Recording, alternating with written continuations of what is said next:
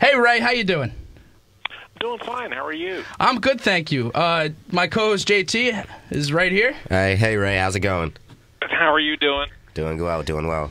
Ray, thank you so much for joining the program today. For the fans out there, this man needs no introduction. He really doesn't. He is a Philadelphia legend. He has been covering the Eagles for a long time. He is the resident brain trust, unequivocally, of the Philadelphia Eagles.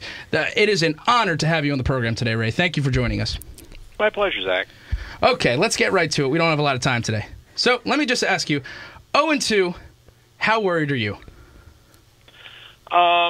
Well, yeah, I think you got to be concerned. It's just, you can't close the book on the season just yet, although a lot of fans seem prepared to do that.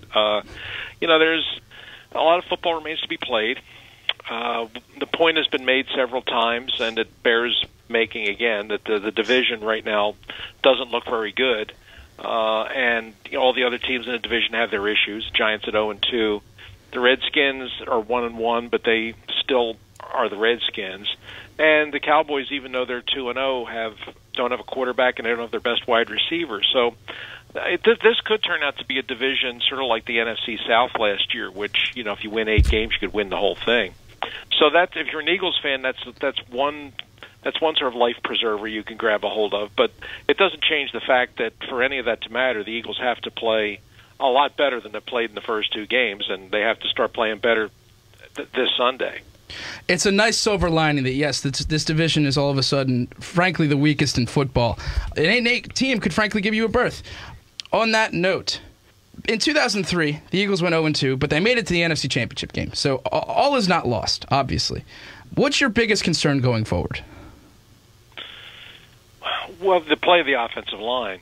I think that's the biggest thing that I've seen, and your complete inability to run the football at all. Very, very, very bad performance on first down, which results in a very low percentage of conversions on third down, and the play of the quarterback doesn't look very promising right now. And while we've spent a lot of time talking about the running game or the lack of a running game, you look at the other side of it. You look at the passing game, and that's got a lot of issues too. I mean, right now, it looks like the Eagles don't have a receiver that can win a one-on-one battle with anybody. The only time that they really had some success in the passing game was the second half of the Atlanta game, and that was really because the Atlanta coaches, I don't understand why they did this, but they decided to go to a soft zone in the second half, and they backed off and gave the Eagles some room, gave the receivers some room to operate, and allowed Bradford to kind of get in a little bit of a rhythm, and the offense picked up, and then he made some plays, and they looked pretty good. But first half, the Falcons played man, and the Eagles couldn't make a play. And then last week, the Cowboys played man almost the entire game, and the Eagles couldn't make a play. And you keep looking around in these one-on-one matchups. One of your receivers has to win one of them. Somebody has to be able to get open. But they haven't shown the ability to do that. And on Sunday, you're going up against a Jets team where you have a really good secondary. I mean, a secondary that's better than both Atlanta and Dallas, with guys that excel in man coverage. And if I'm Todd Bowles, I wouldn't play any zone this week. I would just man up all the way across the field and say, okay, go ahead and beat me if you can. So that's, I guess I've just kind of talked about the whole offense top to bottom. You're getting beat at the line of scrimmage. Your running backs can't get the corner turned, and you can't run the zone read inside. Your quarterback looks very unsteady in the pocket, and your receivers can't get open. Other than that, it looks real promising. Hey, Ray, I've just a question. Since it's Eagles Jets this week, can you see any parallels between when Rex Ryan was the coach of the Jets and Chip Kelly's Eagles?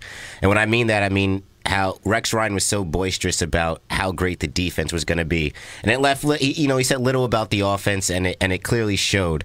And I'm thinking, like, with Chip Kelly's Eagles, you hear all this talk about how great the offense is going to be. They're going to get up the field in like a minute 30 to 2 minutes, and you can clearly see in these first 2 games that the defense, has been shaky, especially that secondary. So can you really see any like parallels between those two, type of things? Maybe a little bit. I think Rex is very boisterous.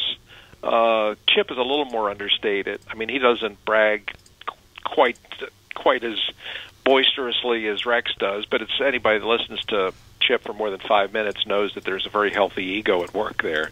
I would say they're different in this respect. I don't know that what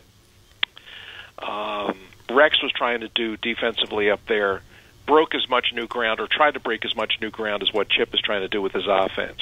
A lot of Rex's defensive principles are defensive principles we've seen before, and they're actually a lot of the same. He's borrowing a lot of stuff from his father's playbook, which goes back to the Jets of the 1960s. So there wasn't anything in Rex's defensive philosophy that you would have regarded as, wow, that's revolutionary. We never saw that before. No, we saw it all before. It's just that Rex presented it in a little bit of a different way. A lot of the stuff that Chip's doing or is trying to do is different. So it's different. It's different in that respect, and also with Chip, you've got the issue of how many talented players he's let go and replaced them with guys who, in many cases, are real physical question marks.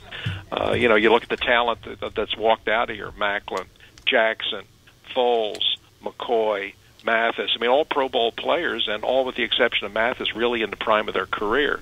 You didn't really have that with Rex. I mean, if he had a really good player, he kept him. The only one he really lost was Rivas, and that was over a contract matter. So, Rex, if Rex had good players, he generally held on to them. Chip doesn't seem to have that issue. I mean, if he wants to move on from a guy, he has no problem doing that. We're talking with Ray Didinger of Comcast Sportsnet and CSN Philly. I was talking with my grandma last night, and she described this Eagles team like a movie she has seen before. Now, you mentioned there's a lot of turnover, and obviously, no matter what team you are in football, continuity is huge, especially in the first 2 games of the season. Anybody will tell you that.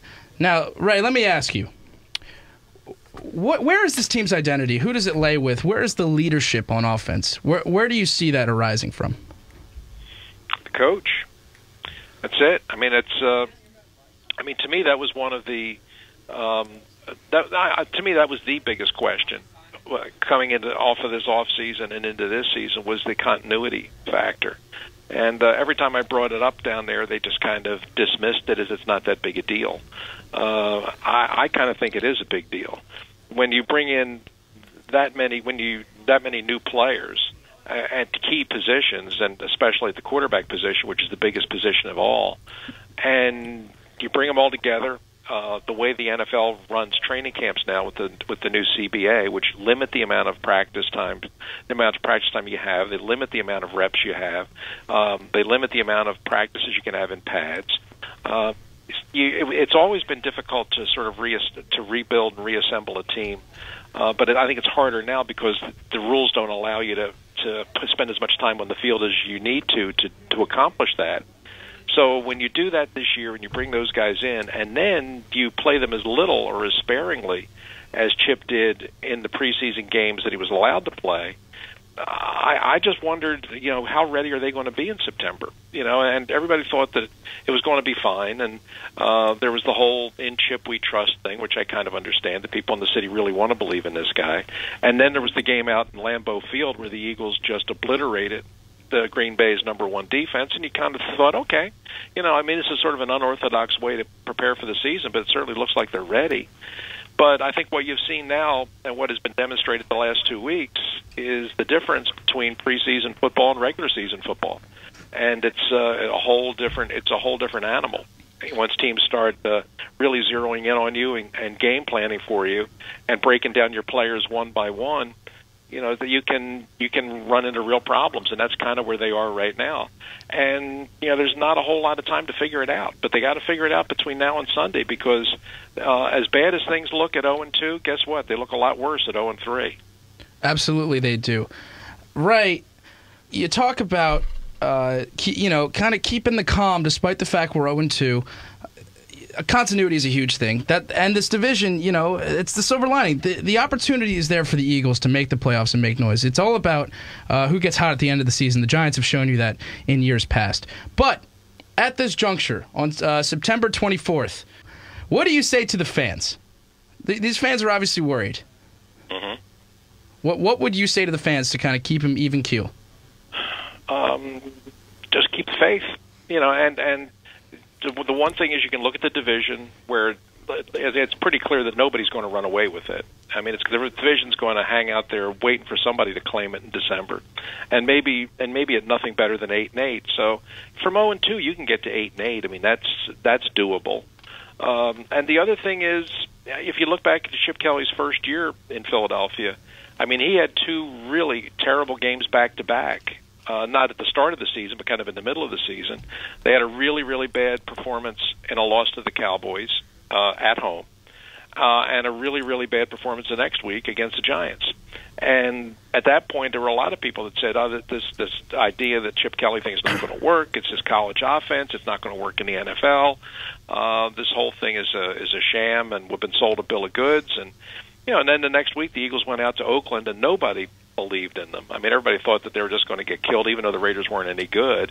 And they went out to Oakland, and Nick Foles throws 7 touchdown passes. They blow out the Raiders, and then they go on a roll where they win 7 out of 8 and make it to the playoffs. So, I mean, things looked – I mean, it's a little hard to go back in time, but to ask people to just think about how bleak things looked coming off that Giants game, those back-to-back losses, and how bad things looked and a lot of the doubt that existed, it's not that different from what the people are thinking and saying now. And so Chip Kelly dragged this team back from the brink once. Maybe he can do it again. I just don't know. My own thinking, and I've tried to look at it that way and tried to draw some hope from that. I just don't know if this roster right now is as talented as that roster. I mean, that team. You had some. Mm-hmm. I mean, you had McCoy and you had Macklin and you had Mathis, and Foles is still an unknown, but he was about to go off on a historic run for you.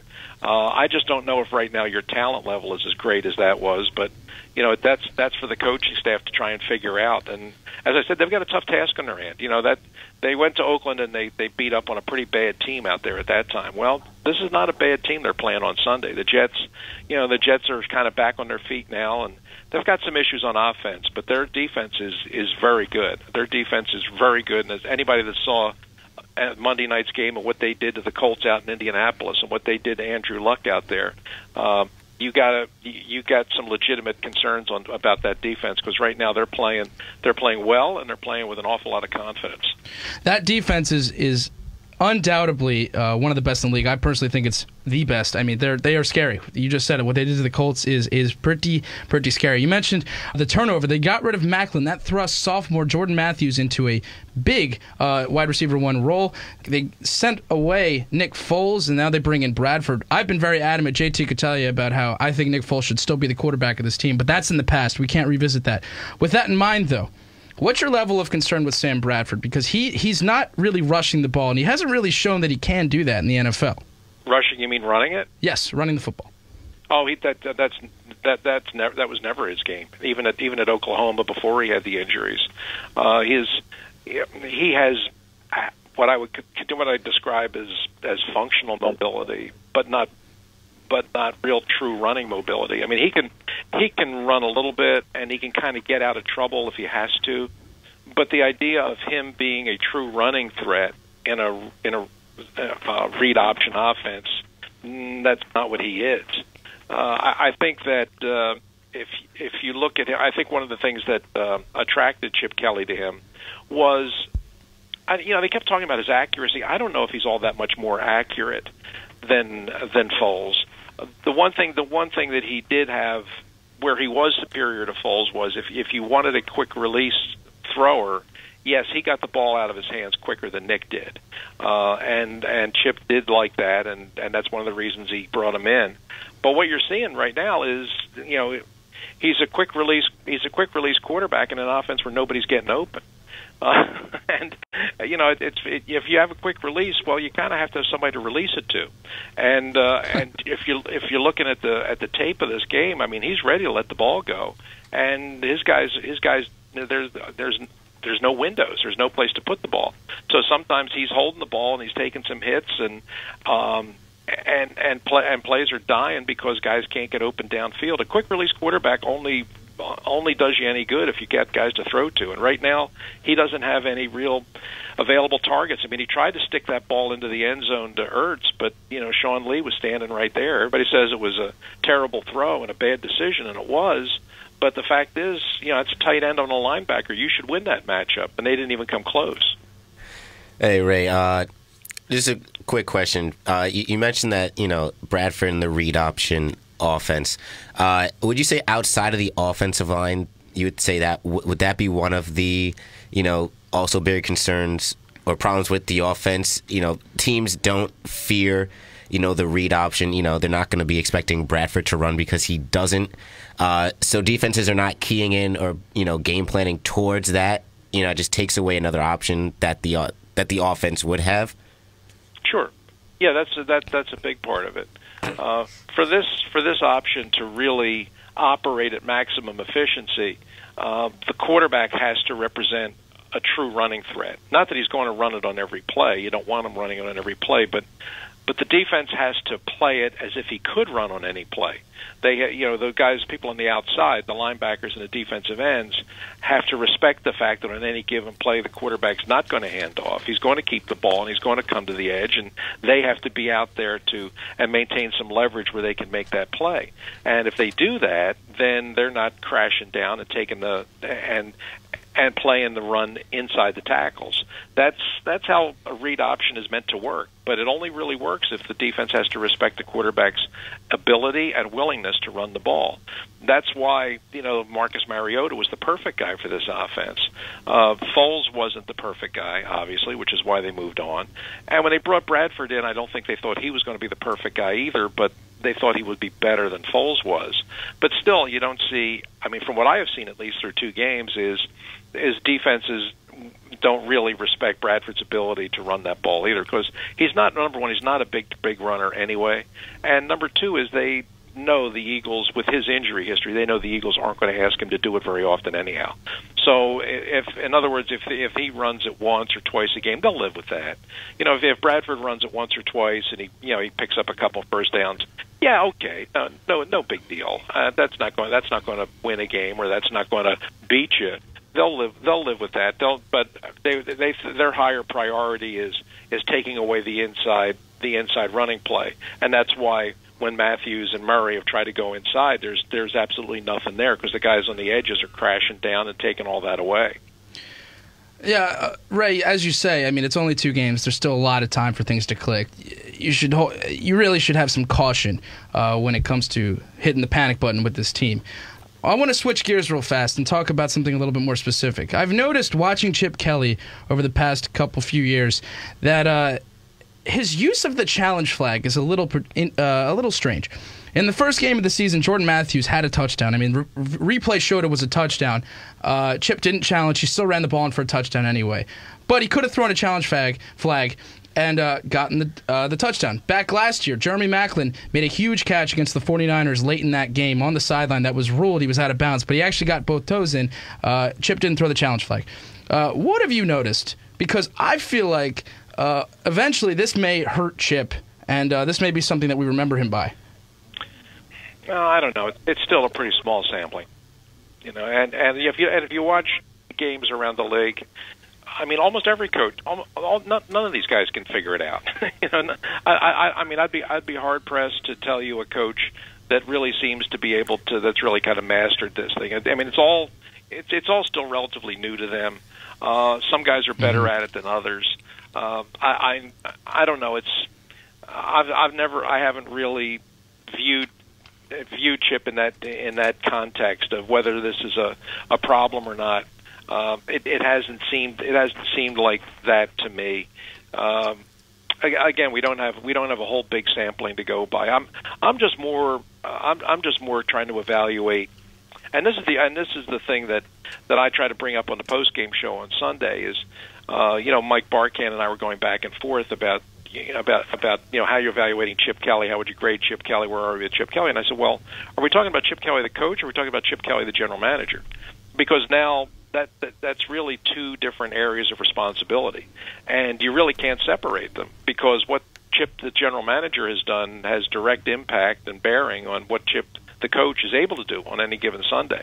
And right now, I think we already have a pretty good idea that Chip can coach. I think that what we're trying to find out now is if he's a good personnel evaluator. And we right now we might be 2 games into that part of it where we're going to decide. Chip's a much better coach than he is a GM, but we'll still find that out. But a lot of the decisions he made this offseason, had a lot of people, not just me, but a lot of people scratching their heads and saying, "Wow, this is pretty dramatic." And people were saying, "Well, you got to give him credit. He's really going for it. He's this is pretty bold. This is pretty brave." And well, okay, yeah, bold, brave, that's fine, but is it smart? That's the bigger question. Yes. I guess we'll find that out, and we're going to start finding out this Sunday, I think. Real quick, could you let us know what you've heard about the Alonso injury? It's all we know is what Chip's been saying, which isn't very much. Chip's saying he's out for this week. And then beyond that, it's day to day, week to week. I mean, he's not talking any long term, how long this might be.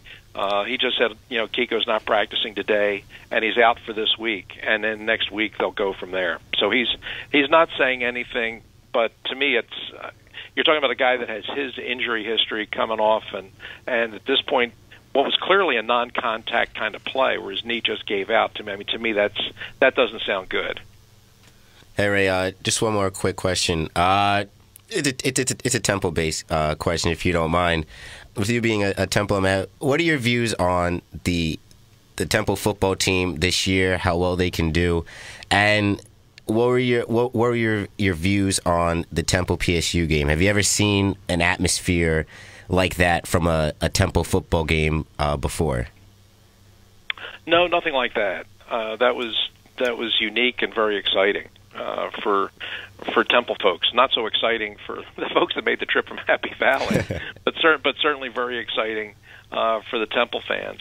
I mean, I was down there. I actually had some stuff to tape at Comcast that night, so I was down there right across the parking lot from the stadium, and I was finishing up just about the time that the game was sort of winding down, and there were a whole lot of folks in blue and white coming out of that stadium looking like they were in a state of shock.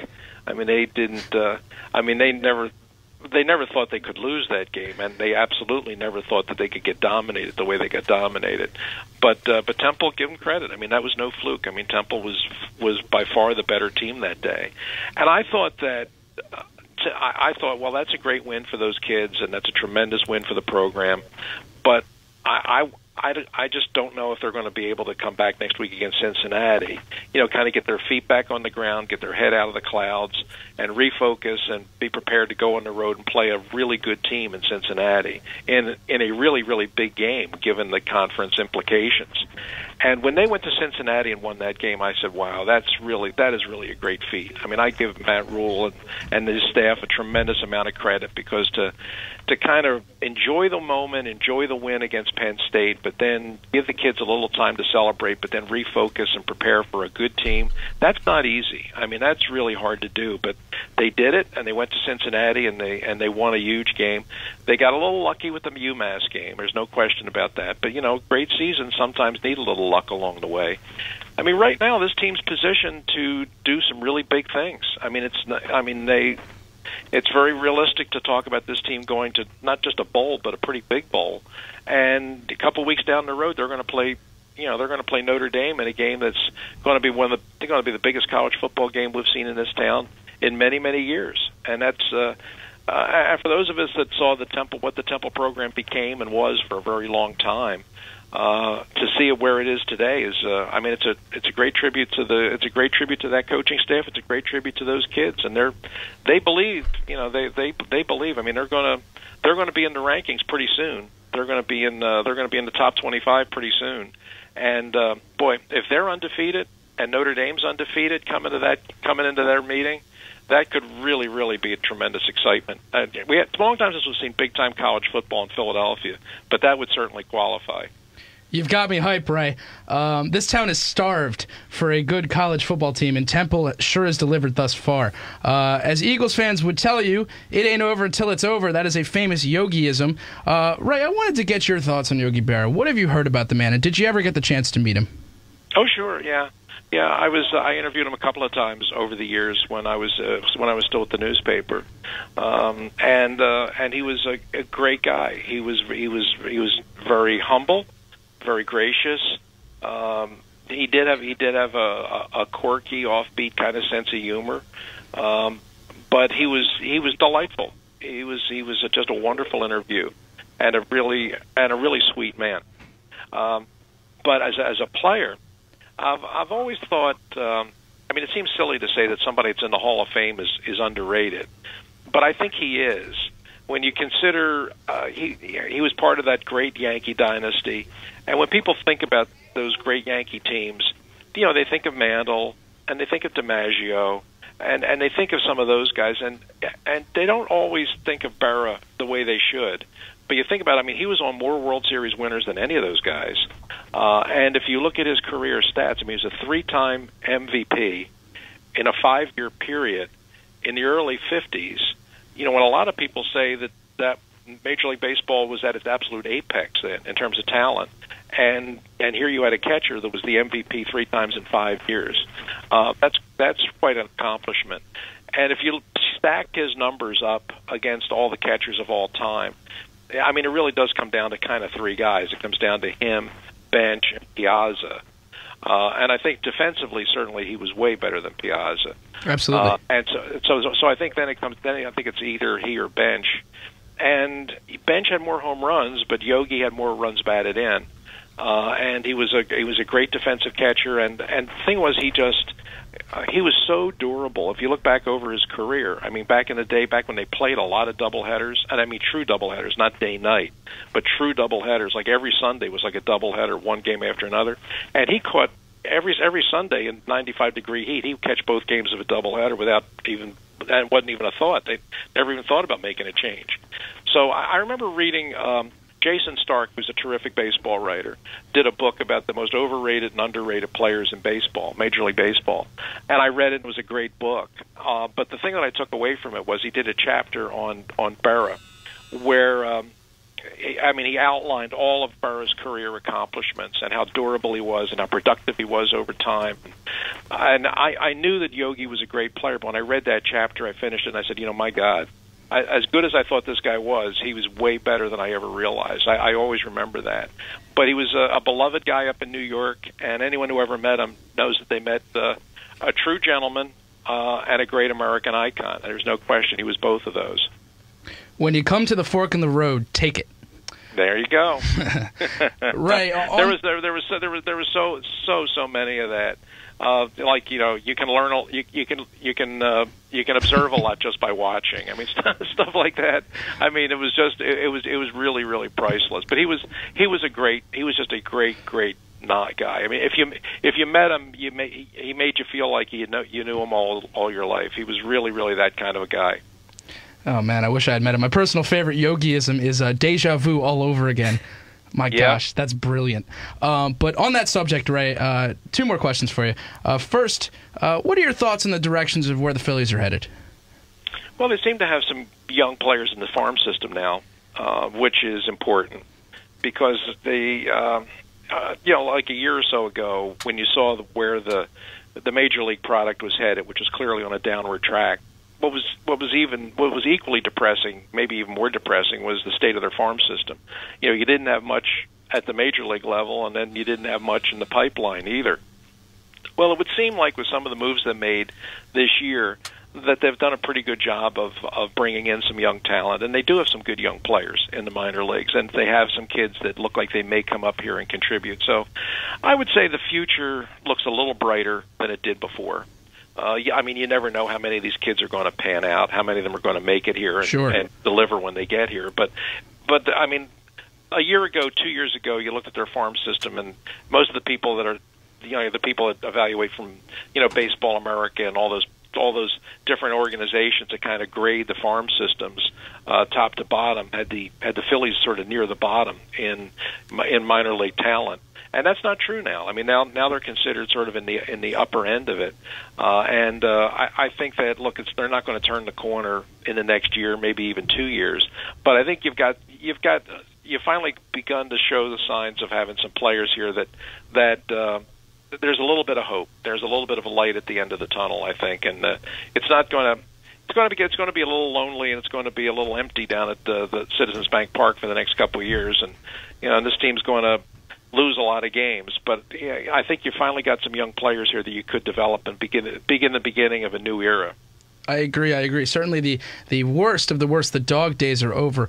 Ray, we're talking with Ray Didinger, Comcast Sportsnet and CSNPhilly.com. Last question for you, Ray. Can you give us a prediction for Sunday? Angelo tried to do that with me this morning, and I really irritated him by saying I can't give you one right now. I'm still weighing it. I've looked at the tape of the Eagles. I've looked at the tape of the Jets. I've sat here and I've done the matchups, sort of man by man, unit by unit, and I'm still sorting it out. I mean, I could make a case either way. I mean, this morning I was leaning heavily towards the Jets. Just the pure X's and O's all seemed to favor the Jets. But then the more I thought about it and I factored in some other things, I began to try and think, well, the Eagles maybe they're capable of going up there and pulling off the upset, because certainly they understand what's at stake here. I mean, their season is at stake here. And then you factor in the idea that maybe the Jets at 2-0 and coming off that big win, maybe they're going to have a little bit of a letdown and they're on a short week and blah blah blah. And so you begin thinking of all of those things, and then the needle begins going over the other way. I haven't really decided. I know I have to tomorrow night. I have to do quick slants on Comcast Sportsnet tomorrow night at 6 p.m. And at some point in that show, Neil Hartman and I are both going to have to make our pick on the game. So I know I'll have to come up with one by then, but I may not come up with it until then. To me, if you just look at on paper just the X's and O's of it, yeah, I mean it heavily favors the Jets. But we all know that sometimes this game brings about surprises, and we'll see. I mean, by tomorrow night I have to make a pick, but right now I'm kind of in no man's land.